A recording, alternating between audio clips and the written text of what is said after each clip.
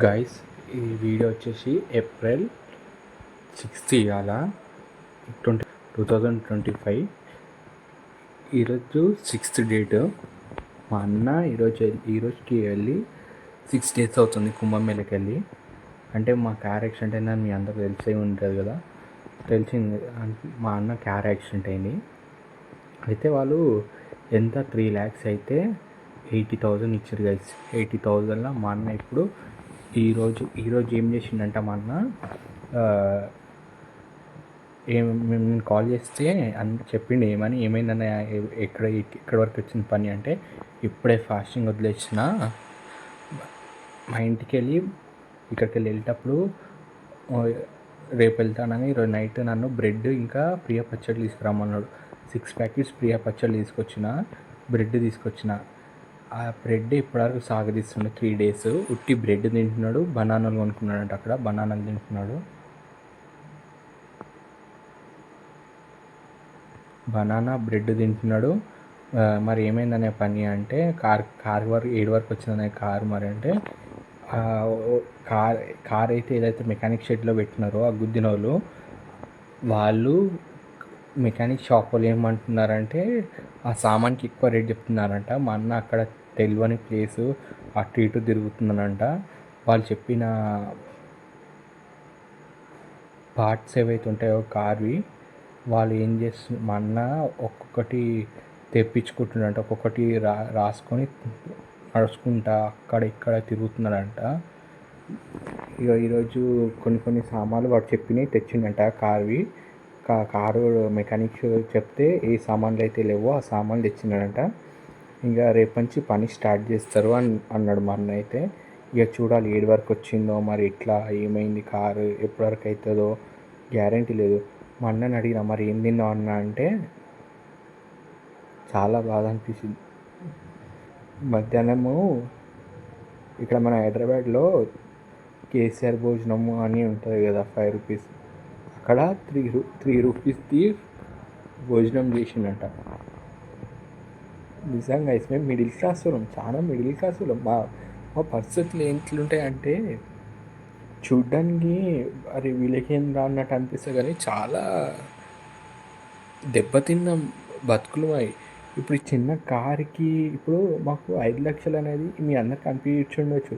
ఈ 5 లక్షలకి మరి వీళ్ళు ఏంటో ఇంత టూ మచ్ చేస్తున్నారని. కానీ అది మాకు ఒక 5 లక్షలు 5 కోట్లలాగా మాకు అర్థమవుతుందా. ఈ 5 లక్షలు కూడా వీళ్ళు తీర్చుకోలేకపోతున్నారు. 5 లక్షలు కూడా ఒక పెట్టుబడి పెట్టలేకపోతున్నారు అంటే, మా స్థాయి, మా స్థితి, మా గతి అది కాదు గైస్. నిజం చెప్తున్నా. మా బతుకులు అవి కాదు. మా బతుకులు చాలా ఇప్పుడు కనబడుతున్న ఇల్లుకే 15,000 కట్టడానికి నెలకి ఎంత తడపడిస్తామో, ఎంత కష్టపడతామో మాకు తెలుసు. ఆ కష్టము అది కష్టం కాదు, మా రక్తము. ప్రతి నెల మేము ఇచ్చేది ఇంటి రెంట్ రక్తము. మేము అట్లా మా నాన్న ఇప్పటికీ 30 సంవత్సరాల నుంచి మా నాన్న రెంట్లోనే బతుకుతున్నాం, మేము రెంట్లోనే బతుకుతున్నాం. అసంటిది మాకు 5 లక్షలు చాలా పెద్ద మ్యాటర్. మా అన్న ఒకప్పుడు ఎట్లుండే అంటే, పెళ్ళి కాకముందుకు సీన్ చెప్తున్నా, చాలా అంటే చాలా అసలు ఎట్లా అంటే, ఏదైనా రెస్టారెంట్కి మనం గూగుల్లో సెర్చ్ చేస్తాం కదా, అట్లా ఏం అవసరం లేదు. మా అన్న దగ్గరికి వచ్చి, అనే పలానా కాడ తినబుద్ధి అవుతుందనే నాకు, ఇక్కడే తినాలని అని అడిగితే, అరే పలానా దగ్గర బాగుంటుంది, నేను టేస్ట్ చేసిన, పలానా దగ్గర వెళ్ళకండి, నేను టేస్ట్ చేసిన చండాలంగా ఉంటుంది అంటుంది. అట్లా ఉండే మా లైఫ్. కానీ ఇప్పుడు ఎట్లా అయిపోయిందంటే మా అన్న లైఫ్, లిటరల్లీ చెప్తున్నా గైస్, ఎంత ఫాస్టింగ్లో ఉంటున్నాడో. కార్ యాక్సిడెంట్ అని కాదు, కానీ దీనికన్నా ముందు నుంచి చాలా ఫాస్టింగ్స్ ఉంటున్నాడు. ఎందుకు ఉంటున్నాడో మా దేవునికి తెలియాలి, అన్నయ్యకి తెలియాలి. అంటే వీణ ఒక దీనికన్నా ముందు నుంచి, లెంత్ డేస్ ముందు నుంచి ఒక 3-4 months నుంచి ఫాస్టింగ్. మొన్న ట్యూస్డే ఉంటాడు ఫాస్టింగ్, థర్స్డే ఉంటాడు, ఫ్రైడే ఉంటాడు, 3 days పక్కా ఉంటాడు. మళ్ళీ లెంత్ డేస్లో ప్రతిరోజు ఉంటున్నాడు. ప్లస్ ఇప్పుడు మా అన్న ఈరోజు 3rd day పోయింది, 3rd or 4th అనుకుంటా పోయిందో ఈరోజు కూడా మా అన్న పచ్చడ బ్రౌన్ బ్రెడ్ ఉందంట, అది ఎప్పటికి వెళ్ళడానికి అయిపోతుంది నాకు తెలిసి. బనానాలు కొనుక్కున్నాడంట. ఈరోజు తిన్నాడంట మా అన్న 2 డేస్ నుంచి. ఈరోజు అన్నం నోట్లో వేసుకున్నాడు. అది కూడా ఎట్లా, డబ్బులు ఏడ ఎక్కువ ఖర్చు అయితే ఎక్కువ ఖర్చు. మా అన్నకు వచ్చేదే 30,000 గైస్. Car EMI 30,000. ఇన్ని రోజులు కారు ఉండే కారు కట్టుకుండే. ఇప్పుడు అట్లా కాదు. 2 months అవుతుంది నా కొడుకులు గుద్ది, ఇప్పటివరకు రెస్పాండ్ లేదు. మొన్న మా అన్న ఒక స్టాండ్ తీసుకొని పోలీస్ కంప్లైంట్ పెడితే అప్పుడు వాడు ఫోన్ కీళ్ళు లేపిన రోజులు మా అన్న 2 months ఒక్క పట్టిండు. వాళ్ళు ఏదో ఒక రీజన్ చెప్తే ఓర్చుకున్నాడు, భరించిండు. ఎప్పుడైతే వాళ్ళు పైసలు ఇయ్యను వాళ్ళు వచ్చి ఏం చేశారంటే, మా అన్న మండే పోలీసులకు పోయి కంప్లైంట్ ఇస్తే వాడు వచ్చిండు. ఫ్రైడే మాట్లాడదాం అన్నాడు. ఫ్రైడే మాట్లాడదాం అనుకునే లోపల సెటిల్మెంట్ చేస్తా అన్నాడు. ఫ్రైడే మాకన్నా ముందు పోయి మళ్ళీ రివర్స్ కంప్లైంట్ వాళ్ళ లోకల్ పొలిటీషియన్స్ తోటి రివర్స్ కంప్లైంట్ పెట్టి, మేము పైసలు ఇయ్యం, ఒకవేళ నువ్వు కనుక మమ్మల్ని ఇట్లనే డబ్బులు కారు చెప్పమన్నావు అనుకో, ఇట్లనే కేసు నడుస్తూ ఉంటుంది, నువ్వెంత దూరం పో నేను అంత దూరం పోతా అని వాడన్నాడంట. మా అన్న ఇక మా ఇంటికి వచ్చి ఎట్లా తెలుసా, ఇప్పుడు ఇట్లనే నేను 6 o'clockకి మా అన్నని ఇట్లా పిలిచిన, మళ్ళీ 10 o'clockకి అన్నం తిందు రా అని చూస్తే, ఇది ఈ పొజిషన్ నుంచి కదలలే మా అన్న మీద లైఫ్లో ఫస్ట్ టైం కంప్లైంట్లు ఇవన్నీ. మేము తప్పు చేసిన మీద కంప్లైంట్ చేసినాం, ఒక నీతి నిజాయితీ మీద ఎప్పుడు కంప్లైంట్ చేయలేదు గైస్. మా అన్న తప్పు లేదు అక్కడ, వాడు తప్పు పెట్టుకొని, తప్పు చేసినాడు ఎప్పుడైనా గెలుస్తాడు, గుర్తుపెట్టుకొని. మీరు ఎప్పుడైనా నిజాయితీ ఉంటే ప్రతి నిమిషం ఓడిపోతారు. పోలీస్ కానీ సమాజం కానీ ఎవరైనా వాళ్ళకే సపోర్ట్ చేస్తారు. వాళ్ళ లోకల్ ఎమ్మెల్యేలు కూడా, లోకల్ ఎమ్మెల్యేని పొలిటీషియన్ నార్మల్ పోరాలని పట్టుకొచ్చినట్టు అంటే బ్రదర్సే, వాళ్ళకి స్టోరీ అంతా చెప్పుండొచ్చు. తప్పు అరే వాళ్ళు ఏమనాలి, అరే తప్పు నీ దగ్గర ఉందిరా భయ్, నువ్వు తీసుకున్న కుంభమేళకి పుష్కరాలకి నువ్వు గుద్ది వాడిని ఎట్లా రివర్స్ కంప్లైంట్ పెడతావు అని. వాళ్ళు పొలిటీషియన్సే కదా, రోజు చూస్తుంటారు కదా. పొలిటీషియన్ అంటే ఏం చేయాలి, పేదోనికి సాయం చేయాలి. వీళ్ళేం చేసారు, అన్యాయం చేసినోనికి సాయం చేసారు. సరే వాళ్ళు ఓకే, మేము లోకల్లో పోలీస్ స్టేషన్లో కంప్లైంట్ ఇచ్చినాం. వాళ్ళు ఏం చేయాలి, అరే బాబు నువ్వు తీసుకున్నావు అది సెల్ఫ్ డ్రైవ్ కారు, ఏ కారు నువ్వైతే తీసుకొని గుద్దినావు కదా, నువ్వేం చేయాలి, నువ్వు గుద్దినోనివి డబ్బులని ఇవ్వాలి, లేకపోతే ఏదైనా చేయాలి. కానీ పోలీస్ వాళ్ళు కూడా రివర్స్ కంప్లైంట్ పెట్టినప్పుడు తీసుకున్నారు, ఎందుకంటే వాళ్ళ డ్యూటీ వాళ్ళు చేస్తారు గైస్. కానీ లాస్ట్కి ఇది ఎక్కడ ఉంటుందో అక్కడికి వెళ్తారు ఎవరైనా, అది ఏ మనిషి అయినా, గవర్నమెంట్ పొలిటీషియన్ అని కాదు, మనిషి వెళ్తాడు, డబ్బుకు ఆశపడతాడు మనిషి. ప్రభుత్వం ఆశపడదు, ఎమ్మెల్యేలు ఆశపడరు, ఎవ్వరు ఆశపడరు. మనిషి ఉంటుంది చూడు, మనిషి ఈ డబ్బుకు ఆశపడుతుంది. ఈ ఆశ ఉందా, అది నేను సివిల్ డ్రెస్ అనేది ఉండొచ్చు, వాళ్ళు డిపార్ట్మెంట్ డ్రెస్ అనేది ఉండొచ్చు, వాళ్ళు పొలిటీషియన్ అయి ఉండొచ్చు, వాడు ఉన్నాడు అయి ఉండొచ్చు, ఎండ్ ఆఫ్ ది డే డబ్బు గెలుస్తుంది. అట్లా మా అన్న ఓడిపోయింది అక్కడ, అర్థమైనా.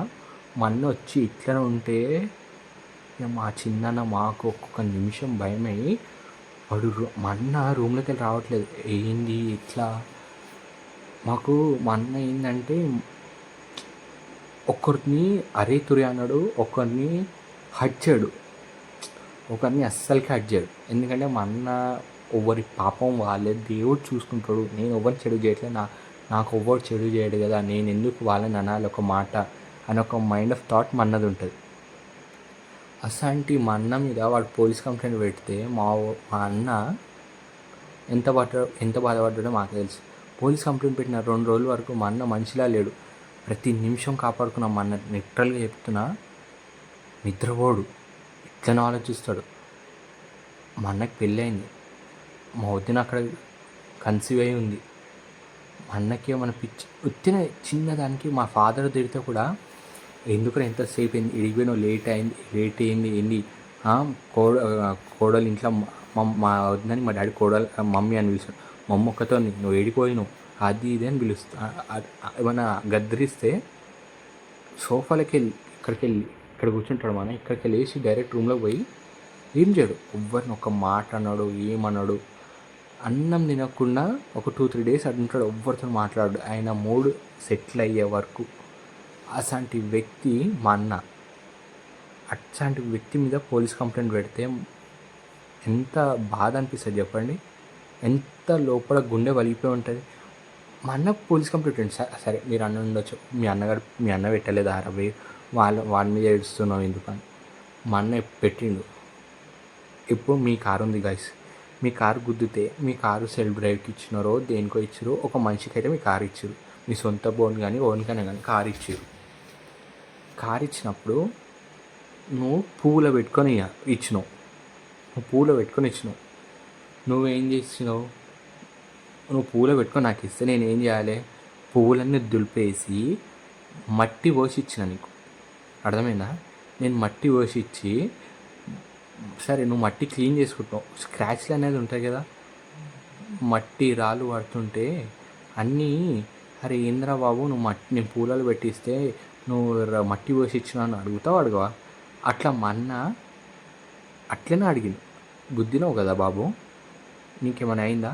ఏం కాలేదు. సరే నువ్వు గుద్దినావు, నాకు వీడియో ఏంటినో అని తెల్లారి చూసుకున్నా, నీకేమైనా అయిందా, ఏమైనా దెబ్బలు తాకినా అంటే ఏం కాలే అన్నాడు. చిన్న చిన్న గాయాలైనాయి, మేము హాస్పిటల్కి చూపెట్టుకున్నాం అంటే సరే చూపెట్టుకొని మీరు చూస్తే ఒక్క స్క్రాచ్, ఒక్క స్క్రాచ్ లేదు. మా బుజ్జి కారు, మా బుడ్డ కారు, మాకు ఒక ఇల్లు లాగా కారు, అర్థమవుతుందా? మాకు ఇల్లు లేదు గైస్. ఒకవేళ మాకు రేపడాలు ఏమైనా అయ్యి ఇంట్లోకి వెళ్ళగొడితే లిటరల్ చెప్తున్నా కార్లో పడుకున్న స్టేజ్ మాది. ఒక రోజు ఒక నెల రెంట్ కట్టకుండా మాకు ఏమన్నా మా జాబ్లని పోతే మా ఫ్యామిలీ మొత్తము ఒక కార్లో పండుకున్న బతుకులు మావి. ఆ మిడిల్ క్లాస్ ఫ్యామిలీ మాది. అసాంటిది నువ్వు కార్ని ఖరాబ్ చేసి, కార్ని ఏమంటున్నావు నువ్వు? సరే నువ్వు నైట్ టైంలో నువ్వు నిద్రపోయి నడిపినావా, లేకపోతే నువ్వు తాగి నడిపినావా, ఆ దేవుని తెలవాలి, నీ మనిషి సాక్షి తెలవాలి. నువ్వేమన్నావు? అన్న ఒక చిన్న రాయి మీదకి ఎక్కితే నేను ఇట్లా టర్న్ తీసేటప్పుడు చెట్టు గుద్దేసినాను, అది మా అన్న నమ్మిండు. నువ్వు ఏం చేయాలి అన్న? నేనే ఖరాబ్ చేసినా కదా, నేనే చేపిస్తానాలి.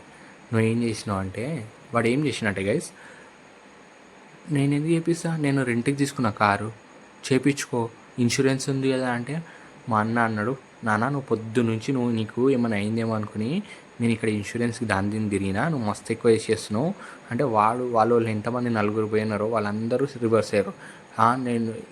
నేను కారు వదిలేస్తున్నా, నువ్వే చేయించుకో, టోయింగ్ వ్యాన్ మన ఏమన్నాడు వీడికి. సరే మీరు చేయించుకోకపోయినా పర్లేదు, టోయింగ్ వ్యాన్ తోటి హైదరాబాద్ తీసుకొచ్చేసేయండి అంటే 80,000 అడుగుతారు. మేము 80,000 ఎందుకు వెళ్ళాలి, నువ్వు 80,000 పెట్టుకొని నువ్వే చేయించుకో అన్నారు.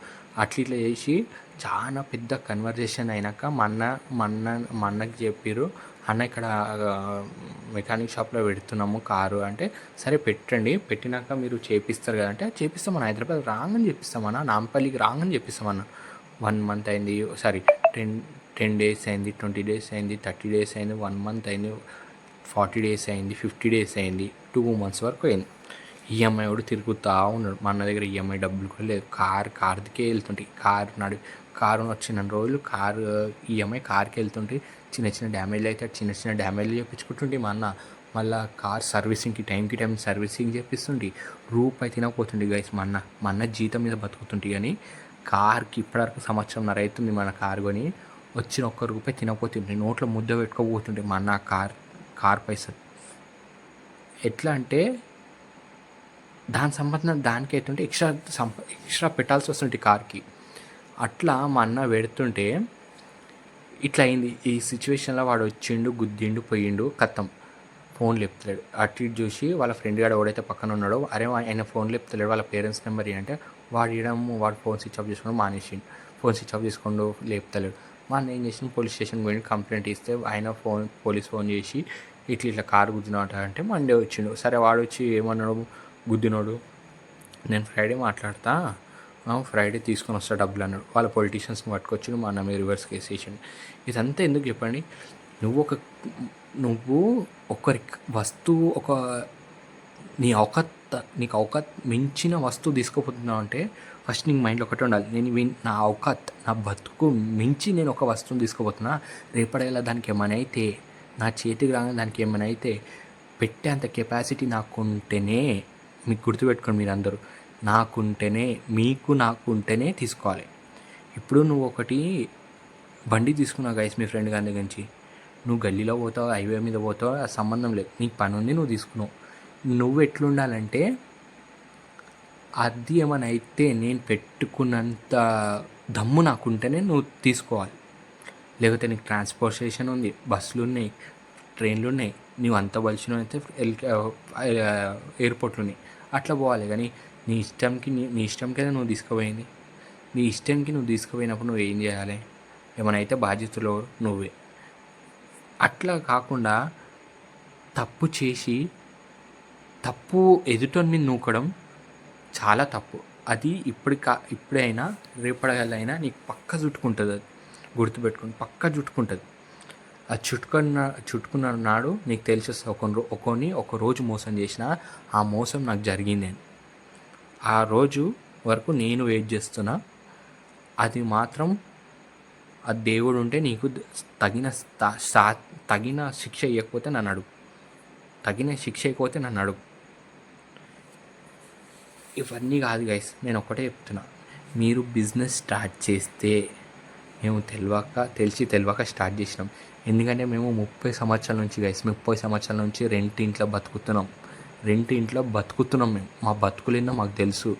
ఊరికి పోయినా ఏడికి పోయినా మీ అయ్య అప్పుడెప్పుడు ఇట్లానే డైరెక్టర్లు, మీ అయ్య అప్పుడెప్పుడో హైదరాబాద్కి వచ్చిండ్రా, ఇంకా మీరు ఇల్లు కట్టుకోలే, ఇంకా మీరు రెంట్ ఇంట్లో బతుకుతున్నారని అన్నోడు పైసలు పెట్టి అంటలేడు. ఉత్తిగా నోట్లకి వెళ్ళి వస్తుంది కాబట్టి ఏదైనా మాట్లాడతాడు. ఊర్లో ఉన్న వాళ్ళు ఏంటంటే ఒక మాట అంటారు, మీ బతుకులేంద్రా ఇంకా హైదరాబాద్లో రెంట్ కట్టుకుని. ఈడ కట్టే 15,000 రెంటు వాడు కాలు మీద కాలు వేసుకొని మంచం మీద పడుకొని బతుకుతాడు 15,000 అలా. అది మేము ఇక్కడ రెంట్ కడుతున్నాం. మేము ఏదో గొప్ప చెప్పుకుంటాం. మా కష్టం మాకు తెలుసు, వాని కష్టం వానికి తెలుసు. మా కష్టం మాకు తెలుసు కాబట్టి వాడిని ఒక మాట అనం. అర్థమవుతుందా? మా కష్టం మాకు తెలుసు కాబట్టి ఇప్పుడు మేము కూడా నీకేంద్రా ఊర్లో మంచిగా బతుకుతున్నావు, ఇప్పుడు మేము ఊరు నుంచి ఇక్కడికి వచ్చి బతుకుతున్నాం, నెలకు 15,000 కడుతున్నాము. వాళ్ళు ఏమంటారు, హైదరాబాద్లో బతుకుతారు, ఒక ఇల్లు కట్టుకోలేకపోతున్నారు అంటున్నారు మమ్మల్ని. నేను అంటున్నా నా లోపల నేను అనుకుంటా, మీరు కూడా ఊర్లో ఉంటున్నారు కదా, మరి మీరు ఇప్పటికీ మీ బతుకులు అట్లనే ఉన్నాయి. అదే గుడిసె కింద ఒక ఫ్యాన్ కింద ఒక చిన్న బెడ్షీట్, మాసిపోయిన కానీ అట్లా నేను నా లోపల అనుకుంటా, దేవుడు మమ్మల్ని కష్టపెట్టినా మంచిగా చూస్తున్నాడు, మా బతుకులేందో మాకు తెలుస్తూ. వీళ్ళకి ఒకరోజు తెలుస్తుంది, వీళ్ళు హైదరాబాద్లో రాజన్న వాళ్ళ పిల్లలు ఎంత కష్టపడి బతుకుతున్నారో రేపటి వల్ల వాళ్ళకి తెలిస్తే చాలు ఇట్లా అనుకుంటుంటే. మేము బిజినెస్ పెట్టుకున్నాం గైస్. దయచేసి ఎవరైతే వీడియో చూస్తున్నారో ఒకటే కోరుకుంటున్నా, మాలాంటి పేద ప్రజలని కొంచెం సపోర్ట్ చేయండి, ప్రేయర్ చేయండి. ఏ హిందూ కానీ క్రిస్టియన్ ముస్లిం కానీ నాకు అలాంటి వేదాలు బాధాలు ఏముండే, మీరు హిందీలో ప్రేయర్ చేసినా తెలుగులో ప్రేయర్ చేసినా ఎట్లా ప్రేయర్ చేసినా మా దేవుడు అంటాడు మా మీద జాలి చూపెడితే మేము చాలా మంచిగా ఉంటాం. మీరందరూ మంచిగా ఉండాలి. ఇక్కడ వరకు ఎవరైనా వీడియో చూస్తే మాత్రం మీకు చాలా ఏమంటారు, ఒక ఇప్పుడు వీడియోలో మీ కాలు లేవు కదా అని మీ కాలు మొక్కినంత సమానం అని చెప్పలేం. Thank you so much. ఒకటి ఏంటంటే, ఈ సెల్ఫ్ డ్రైవ్ కార్లు బిజినెస్ పెట్టుకోకండి. మీ చేతులారా మీకు కష్టంగా మీ చేతిలో ఉన్న బిజినెస్ మీరు చేయండి. కానీ ఒకరి మీద ఆధారపడి, ఇప్పుడు మాలాగా మేము జాబులు చేసుకుంటాము, సెల్ఫ్ డ్రైవ్ చూసుకుంటారు కదా, కార్ తీసుకుపోతారు, దాన్ని రోజుకి ఇంత వస్తుంది కదా, దాన్ని కట్టేయచ్చు కదా, ఎంతో కొంత డబ్బులు మిగిలితే రెంట్కి పోయిన డబ్బులను, రెంట్కి 15,000 అవుతున్నాయి కదా, ఒక 10,000 ఎక్స్ట్రా మాకు వస్తాయేమో సెల్ఫ్ డ్రైవ్ కార్లలో అనుకొని మేము పెట్టినాం కదా. అట్లా మీరు ఎవ్వరు చేయకండి. మీరు డబ్బుని ఇది డబ్బు అనుకోండి గైస్, ఈ డబ్బుని ఇక్కడ ఇట్లా పట్టుకొని మీరు ఉపవాసం ఉండండి. ఈ డబ్బంతా పోగొట్టుకొని ఉపవాసం ఉండకండి. దీనికి మస్తు ఫరక్ ఉంటుంది. కళ్ళంగా డబ్బు పెట్టుకొని ఉపవాసం ఉండడం చాలా ఒక కడుపుకు తృప్తిలా ఉంటుంది. డబ్బంతా అయిపోగొట్టుకొని ఉపవాసం ఉండడం చాలా నరకం, చాలా లొల్లిలు, చాలా ఇరుకు ఇబ్బందులు అవుతాయి. దయచేసి మీరు అట్లా ఉండకండి. ఒక్కొక్క రూపాయి తినకుండా దాచుకోండి, జమ చేసుకోండి. మీరు ఉన్న దగ్గర రెంట్కుంటే సొంత ఇల్లు కట్టుకునే పొజిషన్, ఒక చిన్న చచ్చిపోయే వరకు చిన్న జాగా సంపాదించుకోండి. రేపటి తరానికి పనికొస్తాను మీ వాళ్ళకి. మీరు పడుతున్న కష్టం మీ పిల్లలు పడొద్దు, మీ తరాలు పడొద్దు గైస్, అంతే. మీరు రూపాయి దాచుకొని కరెక్ట్ దాంట్లో ఇన్వెస్ట్ చేయండి. మాలాగా సెల్ఫ్ డ్రైవ్ కార్లో మాత్రం ఇన్వెస్ట్ చేయకండి గైస్ ప్లీజ్. మీ కాలు మొక్తా ప్లీజ్, సెల్ఫ్ డ్రైవ్ కార్లో ఇన్వెస్ట్ చేయకండి. ఎందుకంటే మనం అందరం మిడిల్ క్లాస్ గైస్, ఏదైనా ఇబ్బంది వస్తే తట్టుకోలేం. నేను ఇది ఒక్కటే చెప్పగలుగుతా ప్లీజ్, దయచేసి చెప్తున్నా. ఈ వీడియో చూస్తుంటే మాత్రం ఈ వీడియోని లైక్, షేర్ అండ్ సబ్స్క్రైబ్ చేయండి. నా ఛానల్ని సపోర్ట్ చేయండి. ఇంకోటి ఏంటంటే, నా మెయిన్ ఛానల్ ఒకటి ఉంది, అది ఎందుకు పెట్టట్లే అంటే, ఇక్కడ కూడా ఒకటి ప్రాబ్లం ఏమొస్తుందంటే, మీ తమ్ముడు, మా రెండో నా ఫ్రెండ్స్ అంటారు, మీ తమ్ముడు ఆడు ఏంద్రా ఆ వీడియోలు చేస్తాడు, ఈ వీడియోలు చేస్తాడు, అంత గలీజ్ చేస్తాడు అది. మా అన్నయ్య వాళ్ళకి అంటే ఓకే వీడు ఏదో ఒకటి చేస్తున్నాడు అని ఒక నమ్మకం. కాకపోతే వీళ్ళు అనగానే వాళ్ళకి ఒక కొంచెం అరే ఎందుకు ఇట్లా అంటున్నారు అని, అరే కొంచెం పెట్టేవే మంచి వీడియోలు పెట్టరా, ఇవన్నీ పెట్టకు అని మా అన్న వాళ్ళు అంటున్నారు. అందుకు ఈ వీడియోలా ఈ ఫోన్లో పెడుతున్నా. అంటే మా డాడీ ఫోన్ ఇది, మా డాడీ ఈమెయిల్ ఇది. ఏదో ఒక రోజు మేము పడ్డ కష్టం అందరికి తెలుస్తుంది. ఇది అలా కాకపోయినా ఎప్పుడో ఏదో ఒక రోజు తెలుస్తుంది గైస్. అందుకు దీంట్లో పెడుతున్నా. ప్లీజ్ కొంచెం సపోర్ట్ చేయండి. మీ సపోర్ట్ చాలా అవసరం నాకు, చాలా ఇంపార్టెంట్. మీ కాలు మొక్తా. మా అన్న మంచిగా ఉండి క్షేమంగా కార్ తీసుకొస్తే, కార్ పనులు తొందరగా మంచిగా అయితే మాత్రం చాలు. మా కార్ మీకు చూపెడతా. Thank you so much guys, please bye.